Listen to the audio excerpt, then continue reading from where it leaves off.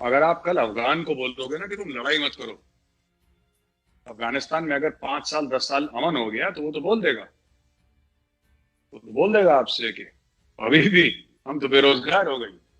वो बोल देगा, वो कहेगा कि अब हमने करना क्या है। उसको बचपन से ही कलिश्निकोव आती है चलानी, उसको वो थोड़ा ना गिटार बजाने वाला है। तो कलिश्निकोव उसको आता ही लड़ना है। You very right, they have their own. और जो अफगानिस्तान में प्रॉब्लम डाली है पाकिस्तान ने डाली है। जो पाकिस्तान हर समय अमेरिका को ब्लेम करता है कि अमेरिका की वजह से हुआ, अमेरिका छोड़ के चला गया। अरे तुम क्यों गए? जियाउल हक गया था, जनरल जियाउल हक गया था अमेरिका। एक बहुत अच्छी मूवी बनी है इस पे, चार्ली विल्सन्स वॉर। मैं रिक्वेस्ट करूंगा आपके प्लेटफॉर्म डिफेंसिव ऑफेंस के माध्यम से कि चार्ली विल्सन्स वॉर आप ये मूवी देखें, तब आपको पता लगेगा जियाउल हक गया था। क्योंकि जियाउल हक ने क्या हुआ था, मैं 1 मिनट लेके जरा हिस्ट्री बताऊं। जियाउल हक ने जुल्फिकार अली भुट्टो को मरवा दिया, जुडिशियल हैंगिंग उसकी करवा दी, उसको फांसी पे लटका दिया, फेक मर्डर केस पे उसने भुट्टो को मरवा दिया। अब सारे लोग इसके ऊपर चल गए राशन पानी लेके कि साहब तुमने कैसे डेमोक्रेटिकली इलेक्टेड प्राइम मिनिस्टर को मरवा दिया। यू नो, लेट 70s की बात है, मिड लेट 70s। अब क्या हुआ, जियाउल हक को समझ में नहीं आया कि कैसे। तो जब 1979 में जब 1979 में जब जो वो थे, क्या नाम कहते हैं, जब रशियंस अफगानिस्तान में आए, तब जियाउल हक को एक अपॉर्चुनिटी दिखी। अफगानिस्तान के बगल में इनके, उनको एक अपॉर्चुनिटी दिखी। वो गया अमेरिकन के पास और बोला कि देखो, तुम्हारी वियतनाम में बेइज्जती हुई थी ना, तुम्हारी बेइज्जती का कारण कौन था, तुम्हारी हार का कारण कौन था, अरबों डॉलर का जो घाटा हुआ, तुम्हारे हजारों नागरिक फौजी मरे, हजारों की तादाद में मरे थे वियतनाम में अमेरिकन सोल्जर्स, उसके पीछे कौन था? रशिया था। अब हम तुम्हारी मदद करेंगे कि तुम अफगानिस्तान को रशिया का वियतनाम बनाओ। तो बिन कासिम पोर्ट पे अमेरिकन हथियार आते थे, मतलब थे वो इजिप्ट से लिए हुए, कहीं और से लिए हुए, राइट। और इसराइल ने भी उस वक्त सप्लाई करे थे वेपन। तो पाकिस्तानियों ने यहूदियों से हथियार लिए, कुछ तो खुद रख लिए भाइयों ने, और कुछ इन्होंने दे दिया मुजाहिदीन को, स्टिंगर मिसाइल, ये सब दुनिया भर का ड्रामा। फिर वहां पे जिहाद शुरू हुआ, फर्स्ट अफगान जिहाद। और ये जो हमीद गुल का आपने नाम लिया था, दिस कैरेक्टर वाज इन्वॉल्व। एक और किताब है जो मैं रिकमेंड करूंगा, अपने जो दर्शक अभी देख रहे हैं वो जरूर पढ़िएगा, द बेयर ट्रैप। एक ब्रिगेडियर मलिक है पाकिस्तान आर्मी का, उसने किताब लिखी है। ब्रिगेडियर मलिक ने, अगर मुझे टॉम एटकिंस और ब्रिगेडियर मलिक, अगर मुझे नाम ध्यान से आ रहा है ठीक से, तो if I am not mistaken, I am sorry if I am. The bear trap है किताब का नाम, नाम कंफर्म है। आप बेयर ट्रैप किताब पढ़िए, तब आपको पता लगेगा, जिसमें खुद पाकिस्तानी आर्मी ऑफिसर ने बोला है कि हमने पैसे लिए, हमने हथियार अमेरिकन से लिए, और हम किस तरीके से गए और हमने अफगानिस्तान में हथियार भर दिए। तो ये जो कहते हैं ना कि हमने अफगानों को बैठ के खिलाया अपने घरों में, अक्सर पाकिस्तानी बकवास करते हैं, हमने 30 लाख अफगानों को खिलाया। अरे बेवकूफ, तुम उनके घर में गए क्यों थे? तुम उनके घर में क्यों गए थे? फसाद करने के लिए, कि तुम्हें थोड़े से रुपए मिल जाए। ये दूसरे के घर में आग लगाते हैं, फिर विक्टिम कार्ड प्ले करते हैं। तो वॉर की इकोनॉमी की जो आप बात कर रहे हैं, पैलेस्टीन की भी इकोनॉमी वैसे ही बन चुकी है। ठीक है, पैलेस्टीन क्या बनाता है? कुछ नहीं बनाता। ठीक है, पैलेस्टीन कुछ नहीं बनाता। फिर ये इनको लड़ाई ही लड़नी है।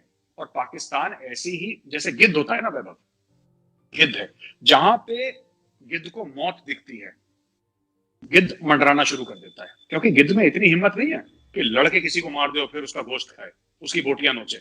गिद्ध वेट करता है। तो अभी पैलेस्टीन के ऊपर पाकिस्तानी गिद्ध मंडरा रहा है कि मैं कब एक बोटी ले लूं। और अरब देश के ऊपर घूम रहा है वो। तो अरब कहते हैं भाई तू नीचे आ जा, ये अपनी बोटी ले और भाग यहां से रावलपिंडी। वही पाकिस्तानियों ने करना है अभी। पाकिस्तानी तो अलग लेवल के है ना, उनका रेडिकलाइजेशन का स्वैग एक अलग लेवल का है। आप उसको कोई मैच नहीं कर सकता।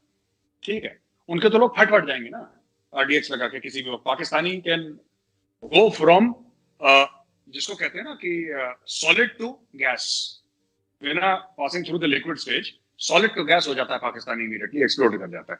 देखिए, जहां पे रेडिकलाइजेशन इंडिया में है, डेफिनेटली जो लोग कहते हैं फिलिस्तीन के साथ खड़े, तो मैं उनसे ये कहना चाहता हूँ कि भाइयों, अगर आप फिलिस्तीन के साथ खड़े हो तो कुछ करो ना। आप फिलिस्तीन के साथ खड़े हो तो कुछ करो, ट्विटर पे मत करो। हम कहते हैं कि हम इसराइल के साथ खड़े हैं, फॉर एग्जाम्पल, पर इसराइल कहता है हमें आपकी मदद नहीं चाहिए, थैंक यू वेरी मच, हम खुद सक्षम है, हम लड़ लेंगे। पर पैलेस्टीन को तो आपकी मदद चाहिए। तो जाओ फिर, भगवान के लिए जाओ, क्यों नहीं जा रहे? हैशटैग मत चलाओ यहाँ पे। हैशटैग चलाने से कोट अनकोट पैलेस्टीन आजाद नहीं होगा, और यहूदी मरेंगे नहीं। यहूदी तब मरेंगे जब तुम अपनी दुकानें, अपनी नौकरियां छोड़ के हाथ में AK-47 लेके जिहाद करने जाओगे। हिम्मत है तो जिहाद करो। ट्विटर फेसबुक पे बकवास करने से क्या फायदा?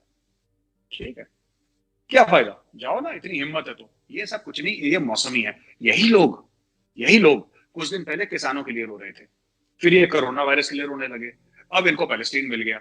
मैंने बोला था टेलीविजन पे कल परसों डिबेट पे, गर्मा गर्मी हो जाती है रिपब्लिक टीवी पे, तो कल मैंने बोला था उनको, क्या नाम कहते हैं जो गेस्ट आए थे, मैंने बोला यही तीन आदमी हैं जो अपोजिंग पार्टी थी, मैंने बोला यही थे। मैं तो जब नेशनल सिक्योरिटी या डिफेंस की डिबेट होती है, फॉरेन अफेयर्स की होती है, जियो पॉलिटिक्स की, मैं तब जाता हूँ, वरना मैं तो पॉलिटिकल डिबेट में नहीं जाता। पर वही 3 4 5 6 चेहरे आपको हर एक चैनल में मिलेंगे, 10 15 चेहरे आपको हर एक चैनल में मिलेंगे।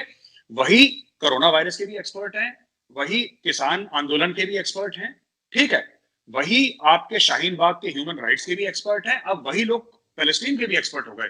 और कल जब फसाद होगा तो वही लोग गला फाड़ फाड़ के वो हर चीज के एक्सपर्ट है, वो हर चीज के एक्सपर्ट है। कहीं से भी 2 रुपए मिल जाए वहां के एक्सपर्ट हैं। तो यही मामला हो रहा है अभी। तो जो लोग भी कह रहे हैं आप सिर्फ ट्रेंड मत करवाइए, मैं इनसे रिक्वेस्ट करूंगा कि भाइयों, इतना जज्बा है पैलेस्टीन के लिए तो कुछ करो, कुछ करो। ये 2 रुपए नहीं देंगे पेटीएम पे, मैं बता रहा हूं। अगर ट्विटर कल ये बोल दे ना वैभव, ट्विटर अगर कल ये बोल दे कि हर ट्वीट का 10 रुपए लगेगा, ये ट्वीट करना बंद कर देंगे, ठीक है। बट जो फ्री में हो रहा है तो चलो भाई, मुफ्त का चंदन घिस मेरे नंदन, ये वाला मामला है बस। जिसके गोल मुसलमान घूमते हैं जब हज करने जाते हैं, ये पाकिस्तानी और ये मक्का के अंदर किसी गैर मुसलमान का जाना मुमकिन नहीं है। वैभव, ये लोग फ्रेंच को ले गए थे साथ में अपने, जो क्रिश्चियंस हैं, Saudi Arabian special forces, Pakistani army and उनके स्पेशल फोर्सेस के एलिमेंट, और French consultants which is basically French foreign legion या कोई उनके स्पेशल फोर्सेस के एलिमेंट्स होंगे। इन लोगों ने जाके जो मक्का में मस्जिद है, मेन मस्जिद है, द ग्रैंड मॉस्क, उसके अंदर इन्होंने अटैक करा है, दीवारें तोड़ दी इन्होंने। ये किस मुंह से बोलते हैं कि इजरायलीज अलक्सा मॉस्क में चले गए? इनका आया तो इन्होंने टांग दिया। अच्छा, आप बात कर रहे हैं ब्लैक सितंबर की, ब्रिगेडियर ज़िया-उल-हक की, 1978-79 का कुछ दाएं का मामला है। इन्होंने जो कंजर्वेटिव एस्टिमेट है वो 10,000 कहते हैं, 8 से लेकर 10,000, लेकिन और एस्टिमेट जो है मीडिया में वो कहते हैं कि तकरीबन 25,000 फिलिस्तीनियंस को, 25,000 जो फिलिस्तीनी थे उनको पाकिस्तान की फौज ने काटा है, किंग जॉर्डन के किंग से पैसा लेके। तो भाई मैं ये कह रहा हूं आपसे कि ये जो पैलेस्टीनियंस के बारे में रोते हैं, मैं चाहता हूं जो पाकिस्तानी भाई बहन हमारे देख रहे हैं वीडियो, आप जाइए इंटरनेट पर देखिए, अपनी फौज का किरदार देखिए। जो आपकी फौज रो रही है, जो आप लोग बोल रहे हैं पैलेस्टीन में बड़ा ये होगा वो होगा, उन्होंने पैलेस्टीनियंस की गर्दनें काटी हैं, पैसे। It's a mercenary army. देखो वैभव, साफ सीधी बात है, ये भाड़े के जो हैं, ये भाड़े के मुजाहिद हैं ये, ठीक है। इनको जो पैसा दे दे ये उसको, उसकी गर्दन काट लें। अब ये बात कर, देखिए पैलेस्टीनियंस के पास पैसा है नहीं, वो तो गरीब है पैलेस्टीनियन, वो तो पैसा दे नहीं सकते, तो ये क्यों लड़ेंगे? ये नहीं लड़ेंगे पैलेस्टीनियंस के, लेकिन ये इतना मवाद डाल देंगे वहां पे मिडिल ईस्ट में कि जिसके पास पैसा है वो इनको पैसा देके हाथ जोड़ के चला जाएगा कि भैया तुम जाओ, यहां से बकवास मत करो, तुम जाओ। अब देखो, आप किसी के घर में बच्चा होता है, ठीक है, इंडिया में तो ऐसे ही होता है, घर किसी के घर में बच्चा होता है, ठीक है, और मांगने वाले आते हैं, आप जानते हैं कौन आते हैं वो लोग, ठीक है।